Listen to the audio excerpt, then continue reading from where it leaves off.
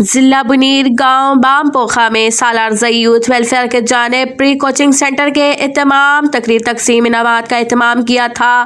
Pakhtun students federation Sindh کے general secretary doctor جہان زیب بنیری نے بطور مہمان خصوصی شرکت کی۔ جہان زیب بنیری نے کہا کہ ہم اس طرح ویلفیئر اداروں کو خراج تحسین پیش کرتے ہیں کیونکہ تعلیم ہم سب کا بنیادی حق ہے تاکہ کوئی بھی تعلیم سے محروم نہ ہو۔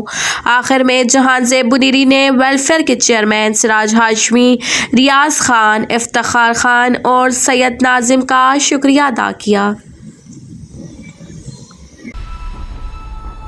خبر شامل کرتے ہیں نوشہرہ سے۔ Inspector general of police Khyber Pakhtunkhwa doctor Sanaullah Abbasi کا پولیس لائن نوشہرہ کا دورہ۔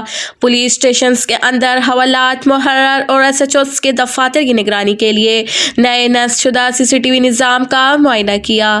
کیمروں کی تنصیب سے پولیس کے رویے، عوام کی بروقت مدد سمیت تھانہ جات کے اندر ہر فعل پر نظر رکھی جائے گی۔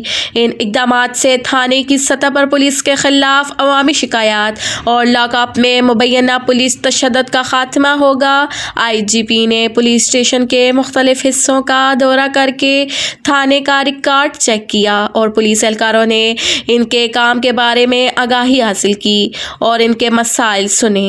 IGP نے مزید کہا کہ کیمروں کی تنصیب سے پولیس کے رویے، عوام کی بروقت مدد سمیت تھانہ جات کے اندر ہر فعل پر نظر رکھی جائے گی اور ان اقدامات سے تھانے کی سطح پر پولیس کے خلاف عوامی شکایات اور لاک اپ میں مبینہ پولیس تشدد کا خاتمہ ہوگا۔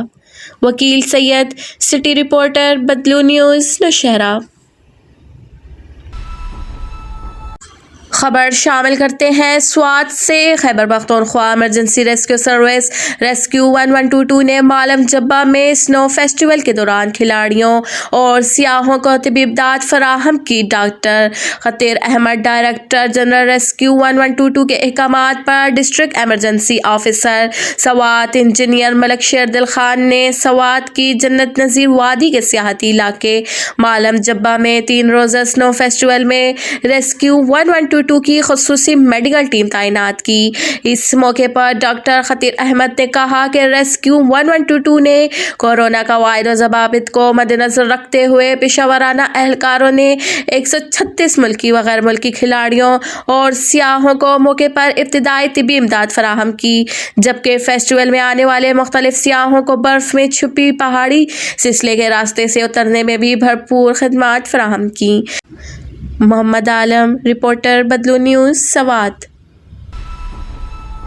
خبر ہے پشاور سے۔ Peshawar capital city police Peshawar نے تھانہ شہید گلفت حسین کی حدود میں خفیہ اطلاع پر کارروائی کے دوران اندرون شہر شراب سپلائی کرنے والے گروہ کا سراغ لگا کر گروہ کے سرغنہ کو گرفتار کر لیا۔